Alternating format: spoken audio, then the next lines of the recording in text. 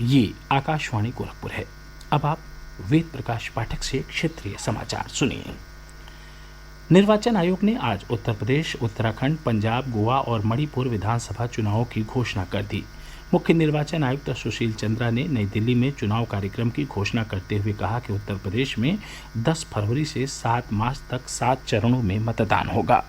पंजाब, उत्तराखंड और गोवा में एक चरण में 14 फरवरी को, मणिपुर में 27 फरवरी को और 3 मार्च को 2 चरणों में मतदान होगा। मतगणना 10 मार्च को होगी।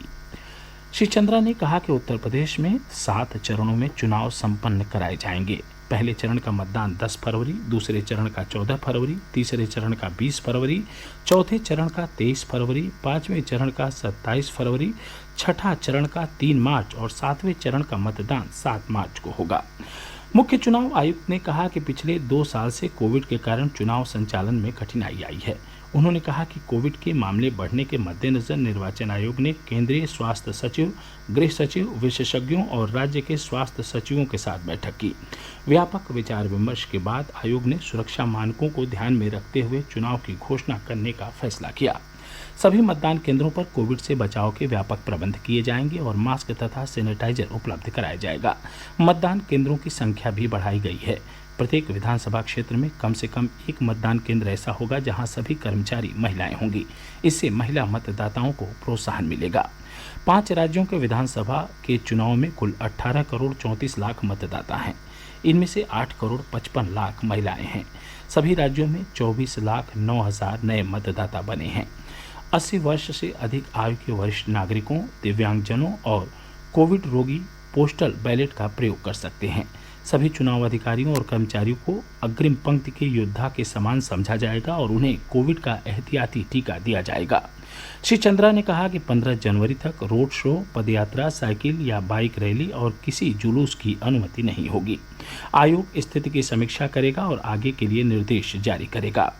राजनीतिक दलों को डिजिटल माध्यम से चुनाव प्रचार करने की सलाह दी गई है। उम्मीदवारों के पक्ष में अधिकतम 5 लोगों का समूह घर घर जाकर प्रचार कर सकता है।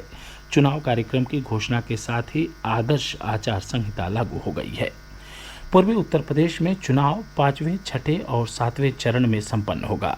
27 फरवरी को 5वें चरण में श्रावस्ती, बहराइच, बाराबंकी, गोंडा, अयोध्या, अमेठी, सुल्तानपुर, प्रतापगढ़, कौशाम्बी, चित्रकूट और प्रयागराज में मतदान होगा। 3 मार्च को 6ठे चरण में बलरामपुर, सिद्धार्थनगर, महाराजगंज, कुशीनगर, बस्ती, संत कबीर नगर, आम्बेडकर नगर, गोरखपुर, देवरिया, बलिया में मतदान होगा।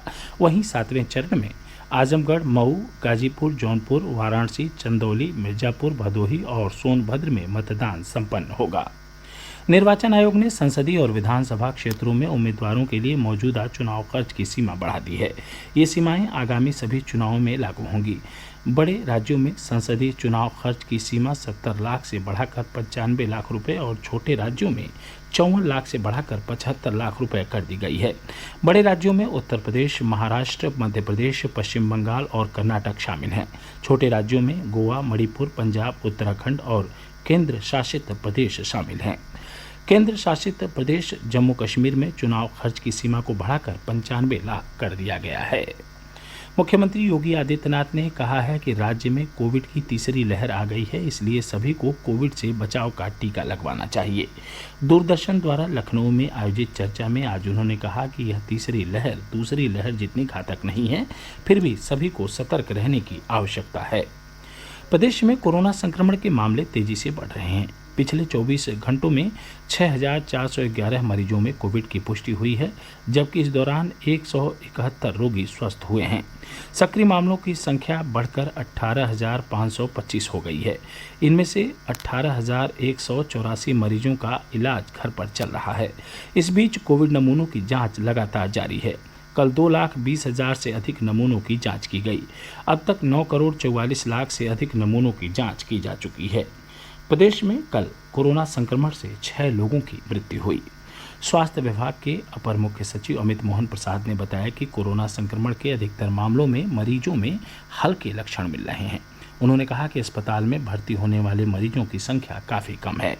यह समाचार बुलेटिन हमारे YouTube channel AIR news Gorakhpur और ट्विटर हैंडल AIR News_GKP पर भी उपलब्ध है। इसके साथ ही क्षेत्रीय समाचारों का बुलेटिन समाप्त हुआ। नमस्कार।